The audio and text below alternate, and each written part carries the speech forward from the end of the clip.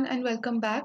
आज की वीडियो में हम डिस्कस करने वाले हैं वेस्टर्न ब्लॉटिंग के बारे में। ब्लॉटिंग के बेसिक्स के बारे में हम लोग ऑलरेडी प्रीवियस वीडियो में डिस्कस कर चुके हैं, जहां पर हमने साउदर्न ब्लॉटिंग की बात की थी।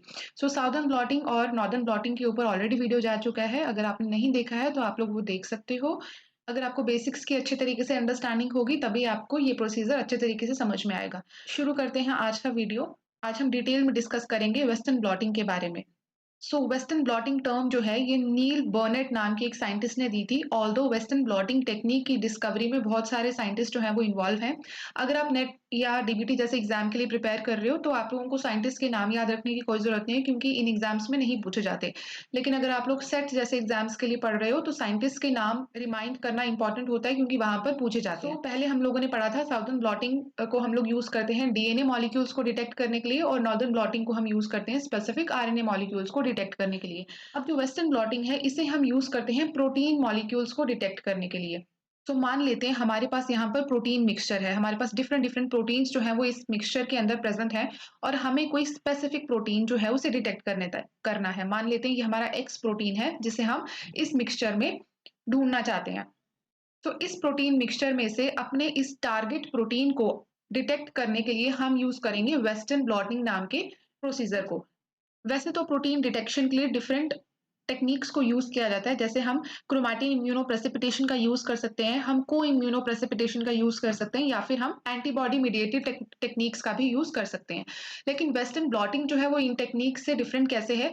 जो वेस्टर्न ब्लॉटिंग टेक्निक है ये हाईली सेंसिटिव टेक्निक होती है। हाईली सेंसिटिव होने से मतलब है कि इस टेक्निक को यूज करके आप छोटे से छोटे अमाउंट ऑफ प्रोटीन को भी डिटेक्ट कर सकते हो। अगर आपके सैंपल में बहुत ही कम अमाउंट में प्रोटीन भी प्रेजेंट है तो ये टेक्निक उस प्रोटीन को भी डिटेक्ट कर लेगी। Even picograms of protein can be detected using western blotting. इसी रीजन की वजह से वेस्टर्न ब्लॉटिंग जो है वो आज के टाइम में बहुत ही ज्यादा इंपॉर्टेंट टेक्निक है प्रोटीन डिटेक्शन के लिए। इसे हम डायग्नोस्टिक टेस्ट्स में यूज करते हैं। फंडामेंटल रिसर्च में वेस्टर्न ब्लॉट को बहुत ज्यादा यूज किया जाता है। सेल सिग्नलिंग को स्टडी करने के लिए, प्रोटीन एक्सप्रेशन को स्टडी करने के लिए हम लोग वेस्टर्न ब्लॉटिंग को यूज कर सकते हैं। ये सब चीजें हम आगे इसके एप्लीकेशन में पढ़ेंगे। बाकी की दो टेक्निक्स में यानी कि सदर्न और नॉर्दर्न ब्लॉटिंग में हमने देखा था कि हम लोग कॉम्प्लीमेंट्री स्ट्रैंड्स को यूज कर रहे थे प्रोब की फॉर्म में हमारे टारगेट डीएनए या आरएनए को डिटेक्ट करने के लिए। लेकिन यहाँ पर हम कॉम्प्लीमेंट्री फ्रैगमेंट जो है वो यूज नहीं कर सकते, क्योंकि प्रोटीन का तो कोई कॉम्प्लीमेंट्री नहीं होता। यहाँ पर हम क्या करते हैं, हमारा जो टारगेट प्रोटीन है जिसे हम डिटेक्ट करना चाहते हैं, हम उसके अगेंस्ट एंटीबॉडी को यूज कर सकते हैं। तो यहाँ पे जो हमारा प्रिंसिपल होगा वो होगा एंटीजन एंटीबॉडी रिएक्शन। इसी वजह से इस टेक्निक को हम इम्यूनो ब्लॉटिंग भी बोलते हैं। यहाँ पे जो हमारा टारगेट प्रोटीन होता है जिसे हम आइडेंटिफाई करना चाहते हैं वो एंटीजन के काम करेगा, और उसके अगेंस्ट हम एंटीबॉडी यूज करेंगे उसे डिटेक्ट करने के लिए। वेस्टर्न ब्लॉटिंग का जो प्रोसीजर होता है वो नॉर्दर्न और साउदर्न ब्लॉटिंग के कंपैरिजन में थोड़ा सा डिफरेंट होता है। यहाँ पर सबसे पहले हम सैंपल प्रिपेयर करेंगे, जैसा कि हम हर बार करते हैं। सैंपल प्रिपेयर करने के बाद हमारे जो प्रोटीन्स हैं उन्हें हम एसजीएस पेज इलेक्ट्रोफोरेसिस में रन करेंगे। इलेक्ट्रोफोरेसिस में रन करने के बाद हमारे जो प्रोटीन्स हैं वो मॉलिक्यूलर वेट के हिसाब से सेपरेट हो जाएंगे। उन प्रोटीन्स को हम ट्रांसफर करेंगे on blotting membrane. Blotting membrane पे ट्रांसफर करने के बाद हम ब्लॉकिंग परफॉर्म करते हैं। ब्लॉकिंग के बाद हम करते हैं एंटीबॉडी ट्रीटमेंट, जिसके बाद इम्यूनो डिटेक्शन के थ्रू हम हमारे टारगेट प्रोटीन को डिटेक्ट कर लेते हैं। इस प्रोसीजर को हम डिटेल में डिस्कस करेंगे। तो सबसे पहले हम हमारे सेल से सेल लाइसेट जो है वो ऑब्टेन करेंगे। इसके लिए हम क्या करेंगे, जो हमारे सेल्स हैं उन्हें, हमारे नहीं जो भी हमारा सैंपल है उसके सेल्स को सबसे पहले हम डिटर्जेंट ट्रीटमेंट देंगे। डिटर्जेंट ट्रीटमेंट देने के बाद क्या होगा, जो सेल है उसका ब्रेकडाउन हो जाएगा और उसके अंदर का जो कंटेंट है वो in the form of cell lysate हमें मिल जाएगा। अब जो हमें सेल लाइसेट मिला है उसे हम सेंट्रीफ्यूज करेंगे। सेंट्रीफ्यूगेशन करने के बाद क्या होगा, हमें मिल जाएगा पैलेट और सुपरनेटेंट। यहाँ नीचे पैलेट जो है वो सेटल हो जाएगा और ऊपर जो सुपरनेटेंट है वो प्रेजेंट रहेगा। पैलेट जो है उसमें जो सेलुलर डेब्रिस होती है वो प्रेजेंट होती है, लाइक सेल मेम्ब्रेन या बाकी के जो सेल के कंटेंट होता है वो प्रेजेंट होता है। और जो हमारा सुपरनेटेंट है उसमें प्रोटीन्स प्रेजेंट होती हैं। तो हम सुपरनेटेंट को यहाँ से ऑब्टेन कर लेंगे। अब ये जो हमारे पास सुपरनेटेंट है इसके अंदर डिफरेंट प्रोटीन्स प्रेजेंट है, इसके अंदर नंबर ऑफ प्रोटीन्स जो है वो प्रेजेंट है। तो अब इन प्रोटीन्स को हम सेपरेट कर देंगे इन एसटीएस पेज। बाकी दो ब्लॉटिंग टेक्निक्स में आपने देखा था कि हम लोग एग्रोस जेल इलेक्ट्रोफोरेसिस जो है वो परफॉर्म कर रहे थे, लेकिन प्रोटीन्स के केस में हम परफॉर्म करते हैं sodium dodecyl sulphate पॉलीएक्राइलमाइड gel electrophoresis. ये टेक्निक जो है ये एग्रोस जेल इलेक्ट्रोफोरेसिस से डिफरेंट होती है। वहाँ पर हमने जेल बनाने के लिए एगरोस को यूज़ किया था, लेकिन यहाँ पर हम जेल बनाने के लिए एक्राइल अमाइड को यूज़ करते हैं। एक्राइल अमाइड जो है ये पॉलीमराइज़ करके एक पोरस जेल का फॉर्मेशन करती है। इसके अलावा हम यहाँ पर एसटीएस का यूज़ करते हैं, जिसका मतलब है सोडियम रोडिसाइल सल्फेट। एसटीएस जो है ये प्रोटीन्स को नेगेटिव चार्ज प्रोवाइड करता है, जिसकी वजह से इलेक्ट्रिक फील्ड प्रोवाइड करने पर जो प्रोटीन्स है वो नेगेटिव चार्ज से पॉजिटिव चार्ज की तरफ मूव करते हैं। हमारा जो एक्सट्रैक्टेड प्रोटीन मिक्सचर है इसे हम रन करते हैं in sodium dodecyl sulphate polyacrylamide gel electrophoresis. यहाँ पर ये जो प्रोटीन्स हैं ये मॉलिक्यूलर वेट के बेसिस पर सेपरेट हो जाते हैं। सबसे पहले जो वेल प्रेजेंट होता है इसमें हम हमारा कंट्रोल जो है वो रन कर देंगे। जो कंट्रोल में प्रोटीन्स प्रेजेंट होते हैं उनका जो मॉलिक्यूलर वेट होता है वो नोन होता है। इसी के साथ कंपेयर करके जो हमारे सैंपल में प्रोटीन्स प्रेजेंट होते हैं उनका मॉलिक्यूलर वेट हमें पता चल जाता है।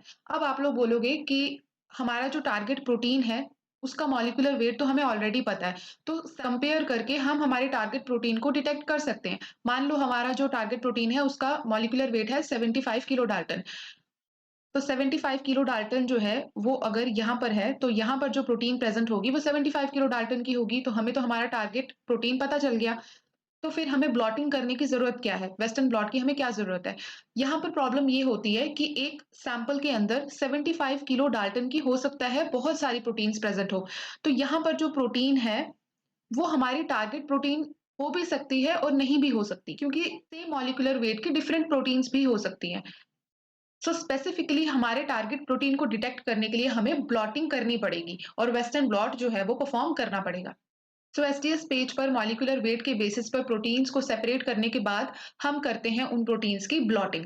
ब्लॉटिंग का सिंपली मतलब होता है एक रेप्लिका क्रिएट करना। ब्लॉटिंग में हम क्या करते हैं, जो हमारे प्रोटीन्स हैं उन्हें हम जेल से एक मेम्ब्रेन के ऊपर ट्रांसफर कर देते हैं। जिस पैटर्न पे ये प्रोटीन्स इस जेल के ऊपर प्रेजेंट थे, सेम पैटर्न पर उन प्रोटीन्स को हम ट्रांसफर कर देते हैं एक मेम्ब्रेन के ऊपर। और यहाँ पर हम कौन सी मेम्ब्रेन्स यूज करते हैं, तो हम नाइट्रोसेलुलोज मेम्ब्रेन यूज कर सकते हैं, जैसे हमने नॉर्दर्न और साउदर्न ब्लॉटिंग के केस में किया था, या तो हम यहाँ पर पीवीडीएफ मेम्ब्रेन को यूज कर सकते हैं, which is polyvinylidene difluoride membrane. Mainly western blotting में पीवीडीएफ मेम्ब्रेन का ही यूज किया जाता है because it has higher affinity for protein molecules. Blotting के लिए हम एक सेटअप को यूज करते हैं। इस सेटअप को आप लोग इस डायग्राम के थ्रू डिटेल में देख सकते हो। सबसे पहले हम एक सपोर्ट ग्रिड लेंगे, उस सपोर्ट ग्रिड के ऊपर हम एक स्पॉन्ज प्लेस करते हैं, स्पॉन्ज के ऊपर हम रखते हैं फिल्टर पेपर, और उस फिल्टर पेपर के ऊपर हम हमारी जेल को प्लेस करते हैं, और इस जेल के ऊपर डायरेक्टली हम हमारी ब्लॉटिंग मेम्ब्रेन रख देंगे, जो कि यहाँ पर हमने ली है पीवीडीएफ मेम्ब्रेन। जेल के ऊपर हम डायरेक्टली पीवीडीएफ मेम्ब्रेन को रखेंगे, और अगेन उसके ऊपर हम फिल्टर पेपर रखेंगे, स्पॉन्ज रखेंगे और सपोर्ट ग्रिड रखेंगे। ये जो सपोर्ट ग्रिड है ये वुडन भी हो सकती है या फिर हम ग्लास का यूज भी कर सकते हैं। पूरे सेटअप को हम प्लेस करते हैं ट्रांसफर बफर के अंदर, और फिर हम इसे अप्लाई करते हैं इलेक्ट्रिक फील्ड। अब यहाँ पर जो जेल होती है उसे हम रखते हैं नेगेटिव इलेक्ट्रोड की साइड, यानी कि कैथोड की तरफ, और जो ब्लॉटिंग मेम्ब्रेन है उसे हम रखते हैं पॉजिटिव इलेक्ट्रोड की साइड, यानी कि एनोड की तरफ। ऐसा हम क्यों करते हैं, ऐसा हम इसलिए करते हैं क्योंकि जब हमने इलेक्ट्रोफोरेसिस किया था तो हमने हमारे प्रोटीन्स को एसडीएस के साथ में ट्रीट किया था। हम लोगों ने अभी पढ़ा कि हम एसडीएस पेज का यूज करते हैं। तो जो सोडियम रोडिसाइल सल्फेट है ये सभी प्रोटीन्स को नेगेटिव चार्ज प्रोवाइड करता है। तो नेगेटिव चार्ज प्रेजेंट होने की वजह से क्या होगा, ये जो प्रोटीन्स हैं ये नेगेटिव चार्ज से पॉजिटिव चार्ज की तरफ मूव करेंगे, यानी कि जेल से ब्लॉटिंग मेम्ब्रेन की तरफ मूव करेंगे, क्योंकि ब्लॉटिंग मेम्ब्रेन जो है उसे हमने पॉजिटिव इलेक्ट्रोड की तरफ रखा हुआ है। इस तरीके से आसानी से जो प्रोटीन्स हैं ये ट्रांसफर हो जाएंगे from gel to blotting membrane. इस तरीके से की जाती है ब्लॉटिंग। ब्लॉटिंग के बाद हमारे जो पीवीडीएफ मेम्ब्रेन है उसके ऊपर जो प्रोटीन्स हैं वो ट्रांसफर हो गए हैं। अब इन प्रोटीन्स को हम ट्रीट करवाते हैं प्राइमरी एंटीबॉडी के साथ। हमारा जो टारगेट प्रोटीन है उसी टारगेट प्रोटीन के स्पेसिफिक हम एंटीबॉडीज जो हैं उन्हें, ये जो प्राइमरी एंटीबॉडीज होती हैं ये स्पेसिफिकली जाकर हमारा जो टारगेट प्रोटीन है उसके साथ में बाइंड करती है। इन प्राइमरी एंटीबॉडीज को हम लोग मार्केट से भी परचेज कर सकते हैं या फिर हम इसे लैब में भी डिजाइन करवा सकते हैं, और ये एंटीबॉडीज बहुत ही एक्सपेंसिव होती हैं। प्रोटीन्स को प्राइमरी एंटीबॉडी ट्रीटमेंट देने से पहले हम करते हैं ब्लॉकिंग। ब्लॉकिंग क्यों की जाती है, ब्लॉकिंग की जाती है इन प्राइमरी एंटीबॉडीज की नॉन स्पेसिफिक बाइंडिंग को प्रिवेंट करने के लिए। ये जो पीवीडीएफ मेम्ब्रेन है जिसके ऊपर हमने हमारे सैंपल को ब्लॉट किया है, it has higher affinity for proteins. तो जो प्राइमरी एंटीबॉडीज हम यूज कर रहे हैं वो भी प्रोटीन्स ही हैं। तो ये जो प्राइमरी एंटीबॉडीज हैं ये नॉन स्पेसिफिक साइट्स पर भी जाकर बाइंड कर सकती हैं, यानी कि ये जो पीवीडीएफ मेम्ब्रेन है इसके ऊपर कहीं पर भी जाकर ये जो प्राइमरी एंटीबॉडीज हैं ये बाइंड कर सकती हैं। इसे हम कहते हैं नॉन स्पेसिफिक बाइंडिंग। इस नॉन स्पेसिफिक बाइंडिंग को प्रिवेंट करने के लिए हम ब्लॉकिंग करते हैं। ब्लॉकिंग करने के लिए हम नॉन फैट ड्राई मिल्क या फिर बीएसए का यूज कर सकते हैं, बोवाइन सीरम एल्ब्यूमिन का। अब ये जो नॉन फैटी ड्राई मिल्क या फिर बीएसए है ये क्या करता है, जितनी भी नॉन स्पेसिफिक साइट्स होती हैं ये उनको कवर कर लेता है। तो ये जो येलो डॉट्स यहाँ पर आप देख रहे हो ये नॉन फैट ड्राई मिल्क है जिसने नॉन स्पेसिफिक साइट्स को कवर कर लिया है। अब जब हम प्राइमरी एंटीबॉडी ट्रीटमेंट देंगे तो जो हमारी एंटीबॉडीज हैं वो स्पेसिफिकली जाकर टारगेट प्रोटीन के साथ में ही बाइंड करेगी। ब्लॉकिंग करने के बाद हम वॉशिंग परफॉर्म करते हैं ताकि जो एक्स्ट्रा ब्लॉकिंग रीजेंट प्रेजेंट है वो वॉश ऑफ हो जाए। इसके बाद हम देते हैं प्राइमरी एंटीबॉडी ट्रीटमेंट। ये ग्रीन कलर की आप लोग देख सकते हो, ये प्राइमरी एंटीबॉडीज हैं। हमारी ब्लॉटिंग मेम्ब्रेन को हम लोग प्राइमरी एंटीबॉडी के साथ में इंक्यूबेट करेंगे और ये जो प्राइमरी एंटीबॉडी है ये जाकर अपने टारगेट के साथ में बाइंड करेगी। मान लेते हैं ये हमारा टारगेट प्रेजेंट है और प्राइमरी एंटीबॉडी ने जाकर इस टारगेट के साथ में बाइंड कर लिया। प्राइमरी एंटीबॉडी ट्रीटमेंट देने के बाद अगेन हम वॉशिंग परफॉर्म करते हैं ताकि जितनी भी फ्री प्राइमरी एंटीबॉडी है जिसने कहीं पे भी बाइंड नहीं किया है वो वॉश ऑफ हो जाए।